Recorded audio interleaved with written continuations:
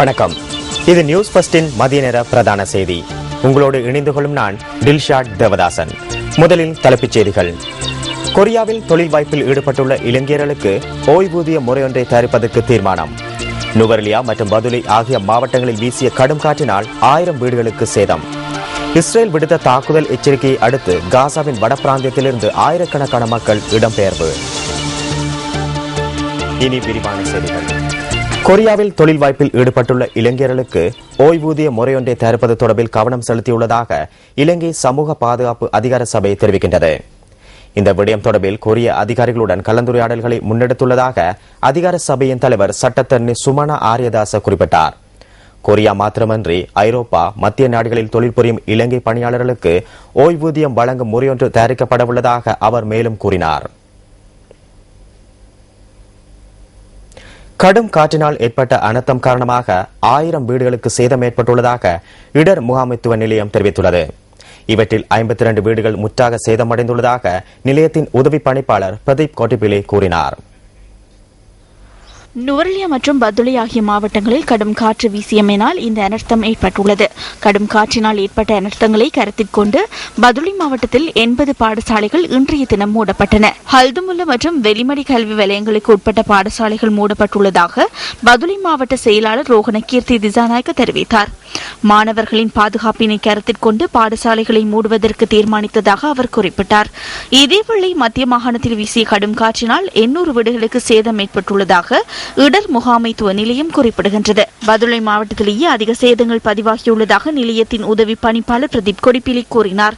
கடும் காற்றினால் ஏற்பட்ட அனர்த்தங்களால் பாதிக்கப்பட்டவர்களுக்கு நிவாரண உதவிகள் வழங்கப்பட்டு வருவதாக இடர் முகாமைத்துவ அமைச்சர் மஹிந்த அமரவீர குறிப்பிட்டார்.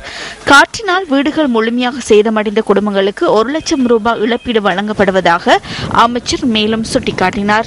கடும் காற்றினால் ஏற்பட்ட அனர்த்தங்களால் நுவரெலியா மாவட்டத்தில் 1215 பேர் பாதிக்கப்பட்டுள்ளனர். பாதிக்கப்பட்டவர்கள் 4 தற்காலிக முகாம்களிலும் உறவினர் வீடுகளிலும் தங்கியுள்ளதாக நுவரெலியா மாவட்ட செயலாளர் டிபிஜி குமாரசிறி தெரிவித்தார். இந்த தற்காலிக முகாம்களில் 55 குடும்பங்களைச் சேர்ந்த சுமார் 210 பேர் தங்க வைக்கப்பட்டுள்ளதாக அவர் கூறினார். இதனை தவிர 313 வீடுகளுக்கு சேதம் ஏற்பட்டுள்ளதாக டிபிஜி குமாரசிறி குறிப்பிட்டார். அனர்த்தங்களால் பாதிக்கப்பட்டவர்களுக்கு நிவாரணம் வழங்கும் நடவடிக்கைகள் முன்னெடுக்கப்பட்டுள்ளதாகவும் நுவரெலியா மாவட்ட செயலாளர் சுட்டிக்காட்டினார். இதேவேளை கடும் காற்று காரணமாக சப்ரகமுவ பல்கலைக்கழகம் நேற்றிலிருந்து மூடப்பட்டுள்ளது. எதிர்வரும் 21ஆம் தேதி வரை சப்ரகமுவ பல்கலைக்கழகம் தற்காலிகமாக மூடப்படும் என துணைவேந்தர் குறிப்பிட்டார். இம்மாதம் 19ஆம் தேதி 7 கடற்கரைகளில் நடைபெறவுள்ள பட்டம் விடும் போட்டியை முன்னிட்டு நேற்று கொழும்பில் பயிற்சி பட்டறை ஒன்று முன்னெடுக்கப்பட்டது. தேசிய நல்லிணக்க வாரத்தை முன்னிட்டு இந்த பட்டம் விடும் போட்டி ஏற்பாடு செய்யப்பட்டுள்ளது. கொழும்பு விகாரமாதேவி பூங்காவில் நடைபெற்ற இந்த பயிற்சி பட்டறைக்கு நியூஸ் ஃபர்ஸ்ட் ஊடக அனுசரணை வழங்கியது. இந்த பயிற்சி பட்டறையில் சமூக சேவை நிறுவனங்களின் இளைஞர் யுவதிகள் பலர் கலந்து கொண்டனர்.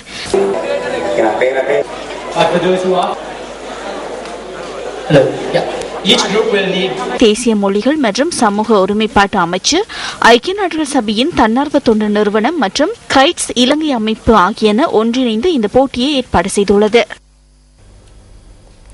4 நாட்கள் உத்தியோகபூர்வ விஜயம் மேற்கொண்டு நெதர்லாந்தின் பிரதி வர்த்தக அமைச்சர் சிமோன் ஸ்மிட்ஸ் இன்று நாட்டிற்கு வருகை தரவுள்ளார். அமைச்சருடன் நெதர்லாந்தின் வர்த்தக நிறுவனங்களின் பிரதிநிதிகளும் நாட்டிற்கு வருகை தரவுள்ளதாக தெரிவிக்கப்படுகின்றது.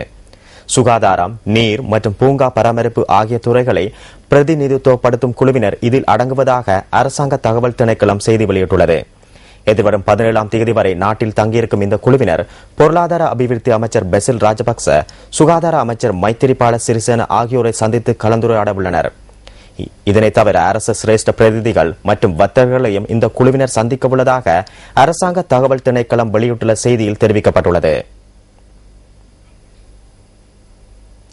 நாட்டின் வடமாகாணத்தில் பரவி வருகின்ற பாத்தீனியம் காரணமாக பெரும் பாதிப்பு ஏற்பட்டுள்ளது.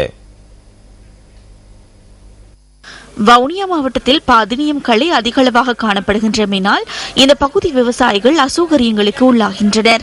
பாதினியம் எனப்படும் களை மற்றைய தாவரங்கள் வளர்வதை தடுக்கும் தன்மையை கொண்டதுடன் வறட்சிக்கு ஈடு கொடுத்து நீண்ட ஆயுட்காலத்தை கொண்டதனால் இதனை அழைப்பதில் சிரமம் காணப்படுகின்றது. தாவரங்கள் கால்நடைகளுக்கு மாத்திரமன்றி மனிதனின் சுவாச நோய்கள் மற்றும் ஒவ்வாமை போன்றவற்றிற்கும் காரணமாக அமைகின்றது. இதேவேளை வவுனியாவில் பாதினி ஒழிப்பு திட்டம் எதுவும் முன்னெடுக்கப்படவில்லை என மக்கள் விசனம் தெரிவிக்கின்றனர்.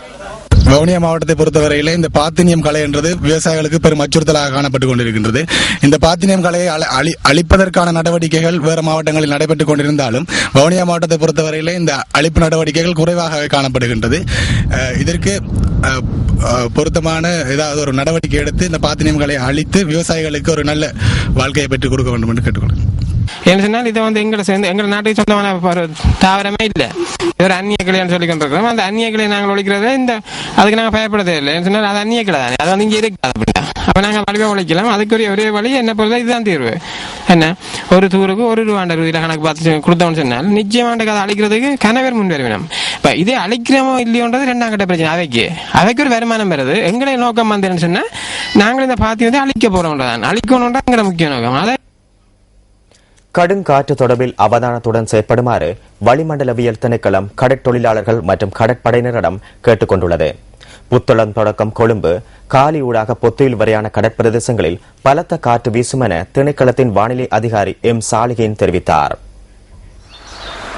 நுவரெலியா மற்றும் பதுளை ஆகிய மாவட்டங்களில் கடும் காற்று வீசி நாடு முழுவதிலும் கடந்த சில தினங்களாக வீசிய பலத்த காற்று இன்று முதல் படிப்படியாக குறைவடையக்கூடும்.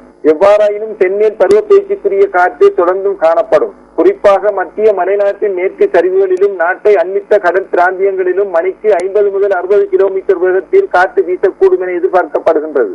மத்திய சப்ரகமோ மேல் மாகாணங்களிலும் காலி மாத்தறை மாவட்டங்களிலும் இடைக்கிடையே மழை பெய்யும்.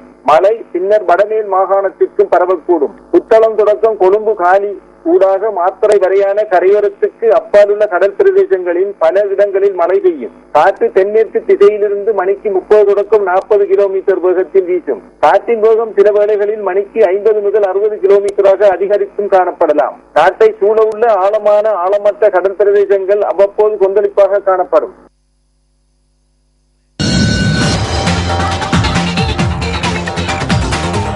தொடர்வது வெளிநாட்டுச் செய்திகள்.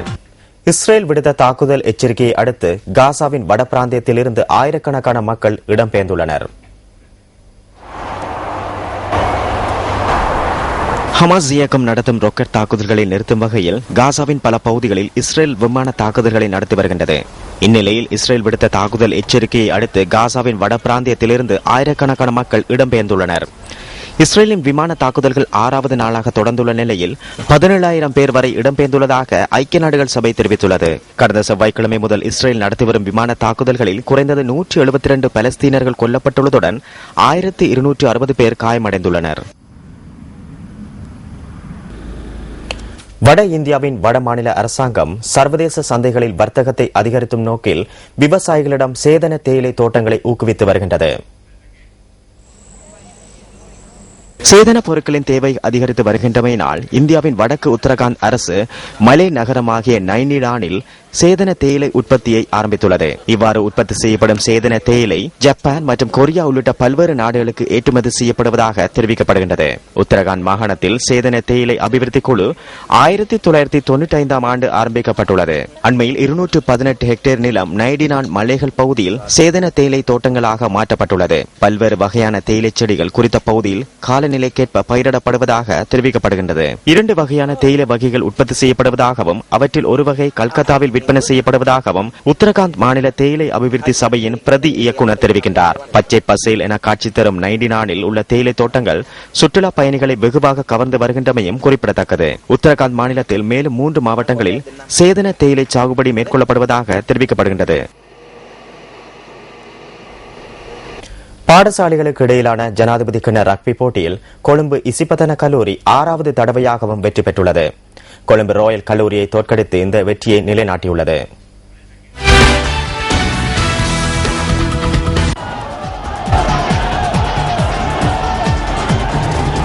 ஜனாதிபதி கிண்ண ரக்பி தொடர் கொழும்பு ராயல் கல்லூரி விளையாட்டரங்கில் நேற்று நடைபெற்றது. போட்டியின் ஆரம்பத்திலிருந்து இசிபதன கல்லூரி திறமையை வெளிப்படுத்தியது. முதல் பாதியில் 12க்கு 8 என்ற புள்ளிகள் அடிப்படையில் இசிப்பத்தன கல்லூரி முன்னிலை வகித்தது. இரண்டாவது பாதியில் மேலும் 15 புள்ளிகள் பெற்றதுடன் ரோயல் கல்லூரியால் 14 புள்ளிகளையே பெற்றுக்கொள்ள முடிந்தது. இசிப்பத்தன கல்லூரி 27 புள்ளிகளை பெற்று பாடசாலைகளுக்கு இடையிலான ஜனாதிபதி கிண்ண ரக்பி போட்டியின் கிண்ணத்தை சுவீகரித்தது.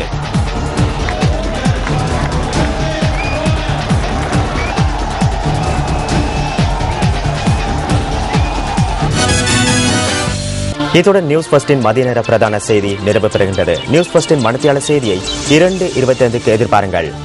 வணக்கம். Hotline 0114-896-896 www.newsfirst.lk. Feedback at newsfirst.lk.